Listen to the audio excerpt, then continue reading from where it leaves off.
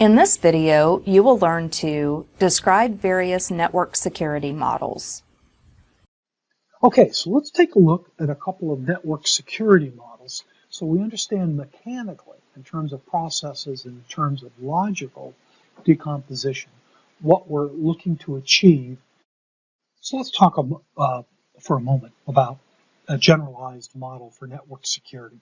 And here on slide 17, we see an extract from the Stallings text about communication between a sender and a receiver. So this is Alice and Bob in our example.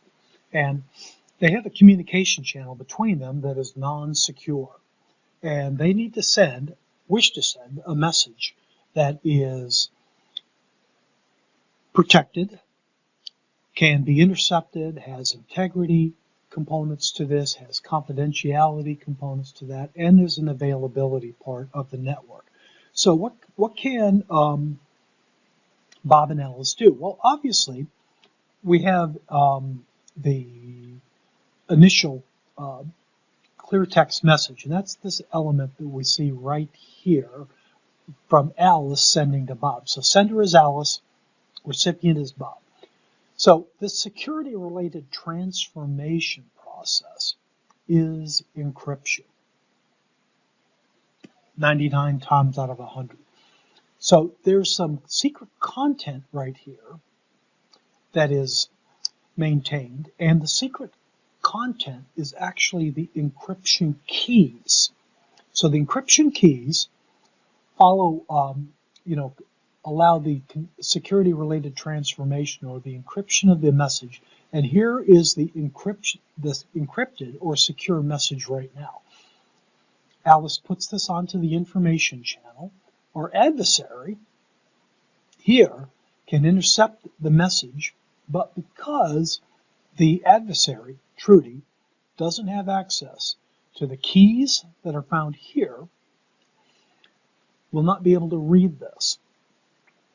Now, then Bob pulls the message off of the communication channel. So this message here is the same thing as this message here.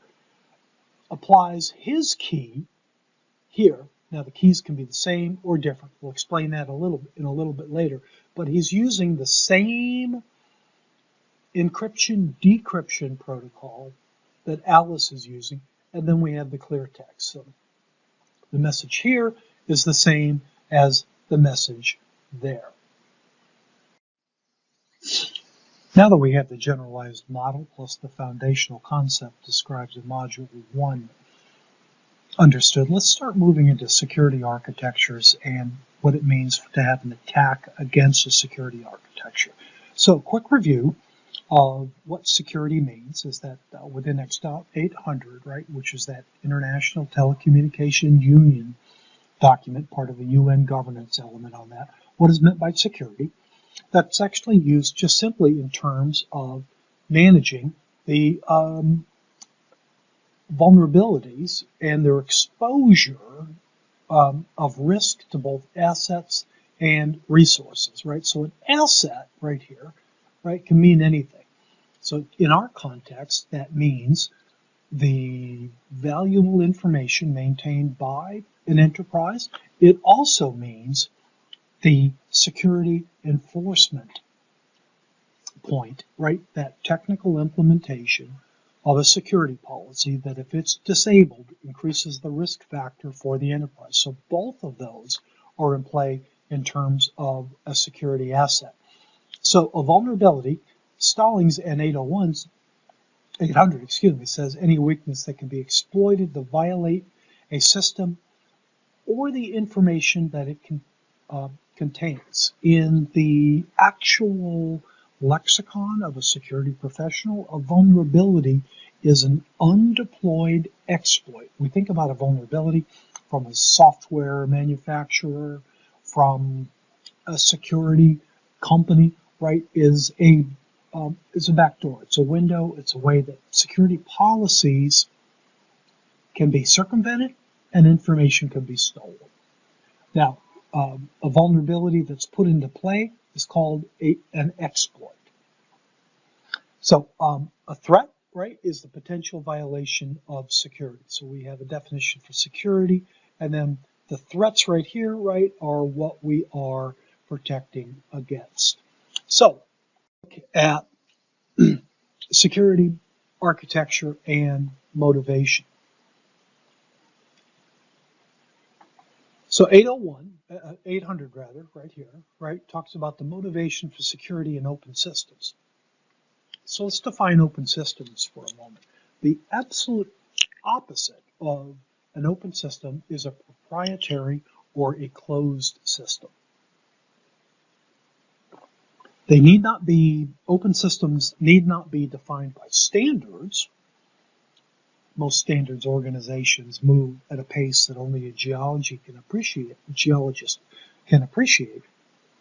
But those protocols, those interfaces are published to the open. This is IBM's approach to security and software systems. We are an open systems, not necessarily a standard. So,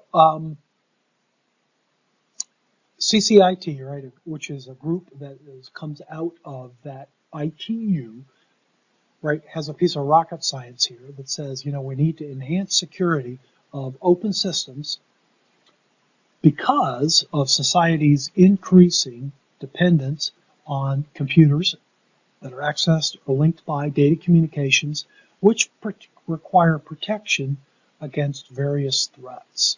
So that's ground truth, right? The world's becoming more connected, needs more protection. So there's several countries that have increasing legislation, right, about data protection. The European Union comes to mind, safe harbor in terms of managing some of the risks that are associated with that.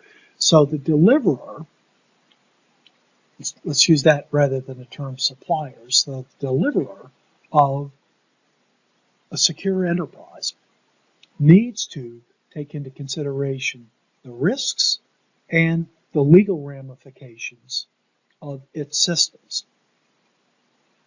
So, and this is some marketing from ITU right here, right? There's a number of standards, but open systems generally very, very popular and should be. So if we have security, architecture, and protective elements of that, one of the questions that we need to take a look at is what needs to be protected. So this is not rocket scientists. We've talked about this before. Obviously, the information and data, right, needs to be protected. This is the crown jewels of the enterprise: the customer credit card information, health records, bank information, all of the elements around that, including security measures such as the passwords, right? We think about the Yahoo breach where passwords were stolen. All of that is target, fair games for the adversaries. We also have the context of communication and data processes and services right here. These are the security enforcement points that we talked about earlier. Remember, security enforcement points are technical implementations of security policies that are derived from business policies. And we obviously need to protect against modification, destruction of our equipment and facilities.